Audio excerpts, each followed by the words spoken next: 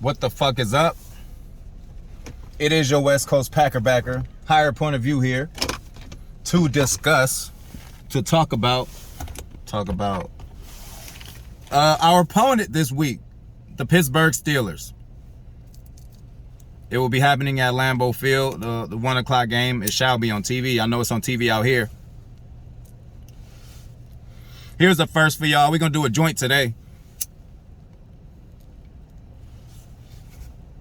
I don't know what the fuck this is, but shout out to my nigga Rob for hooking me up with a few joints, amongst other things, for the B-Day. All right, Pittsburgh Steelers. A few milestones. You know I love my milestones. This will be the first time Aaron Rodgers is playing the Steelers at home. This will conclude him playing every team at home and away.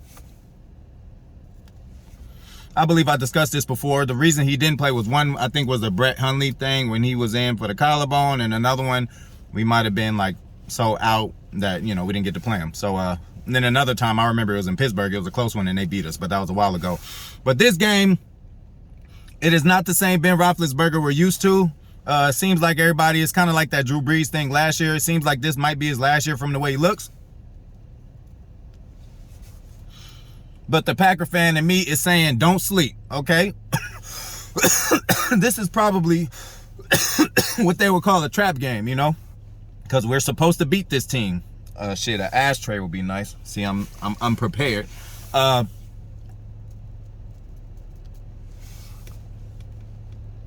So, on the offensive side of the ball for Pittsburgh, obviously what we need to look out for is Ben still.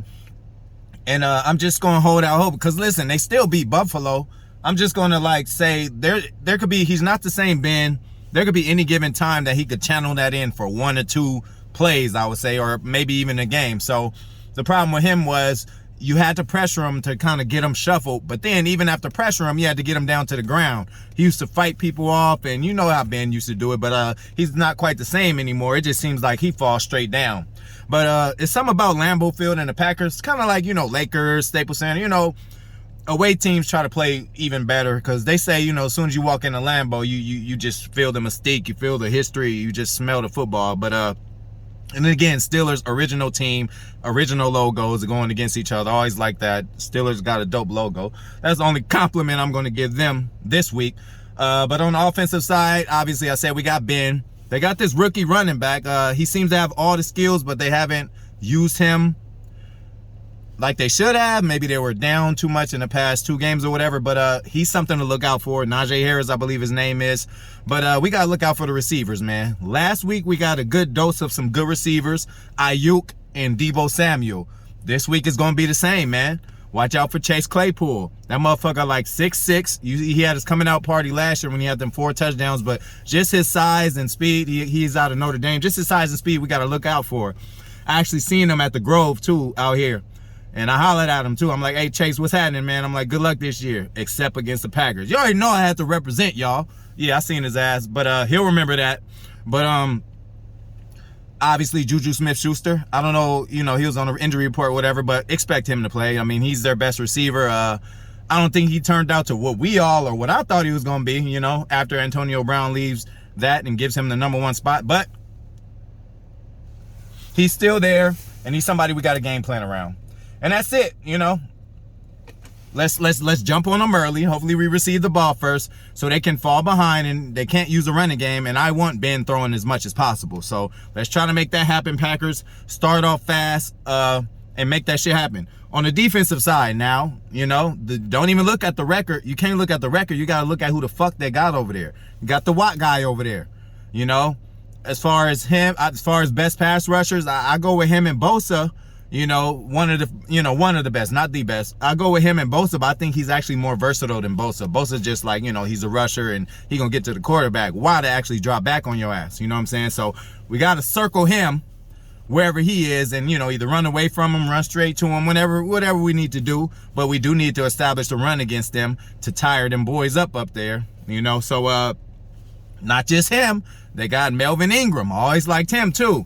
And you got to be a goon, you know, if you want to be on the defensive line and have a number 8. You know what I'm saying? You got to be a big boy wearing 8, you got to be a goon, which he was. And in college, I think the big-ass nigga wore 2. Imagine a D tackle wearing 2, but he slimmed up. He playing in now. Watch out for him. He's another goon. Davenport, you know. So we got enough. Is that Davenport? Is that his name? I don't know. Forgive me. It's another good rusher that they have. So, you know, I would say with these 3, I think these 3 are a better rushing, you know, combination than Bosa and D Ford, because we didn't see D Ford at all. D Ford got wiped on the floor by Billy Turner, you know. And like I said, I've been critical of Turner. For him to do that to D Ford, a more speedy guy. Turner normally has issues with speedy guys. He can handle bigger guys because he's a big guy, but speedy guys normally get to him, not D Ford. So yeah, that's all we got to really look out for. Joe Hayden is over there. Can't ignore that, but I'm not worried about any of that. You know who we got on the receiving side. So yeah, man, start off early again. Try to jump on them so we could take them out of the game plan, because they don't want to throw the ball too much. They want to balance. They want to run and throw, keep it a close game, and get the play action so Ben could, you know, get a little more time. If Preston puts that pressure on like he has, and Kenny Clark, Rashawn, you want to do it too if you want to. You do it every now and then, but I think that same pressure we got against San Francisco, that will really help here. Speaking of pressure, my nigga Z is out. We figured out, I read a news report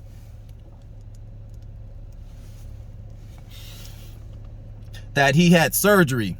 That's why we ended up, you know, putting him on IR, so back surgery. So it's going to be a while. You know, it ain't going to be the week 6. You know, we will get Bakhtiari on week 6, hopefully. We don't know if they do that either, but it doesn't look like we're going to get Z. But you know what? If this is to, you know, keep him fresh for the whole year, imagine Z coming back fully healthy with like 4 or 5 games to go. Motherfuckers is in trouble because y'all haven't game planned against Z all year because he hasn't, you know, he wasn't there. So I think it's going to work out the better for us. Just as Bakhtiari being out is going to work out for us. Number one, Neiman's getting some work and Elton's getting some work elsewhere just in case he has to go there in case of an injury happens. So, you know, our O-line is solid. Man, I was going to say very underrated, but the way we could plug and play, I don't pay attention to, you know, other teams' O-lines as much as ours, obviously, but I think we got the best O-line in the league, top to bottom, versatile. I could say we're the most versatile. So, yeah, we're going to run with that. But, yeah, that's it, man. That's what we got to do. Respect to Mike Tomlin, you know, keeping his job for a long time. Pittsburgh, they don't just fire coaches for nothing, but you really, you come in and you change the culture and you're an establishment around there, man. Hopefully you get some ownership. You know what I'm saying? They gave John Gruden some motherfucking ownership of the Raiders. Are you kidding me? Give Tomlin some love. Give him a little something. You know, he won you guys a championship, you know? So, yeah, man, that's about it. But let's go get this motherfucking victory. Shout out to everybody. You know, y'all know who the fuck y'all is. Shout out to y'all and tune the fuck in, man. Shall be a good game.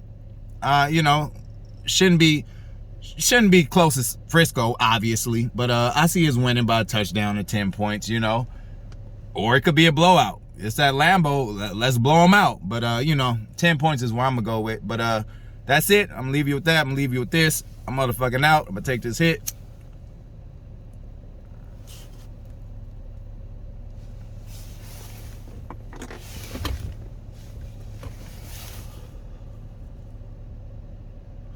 Go Pack, go.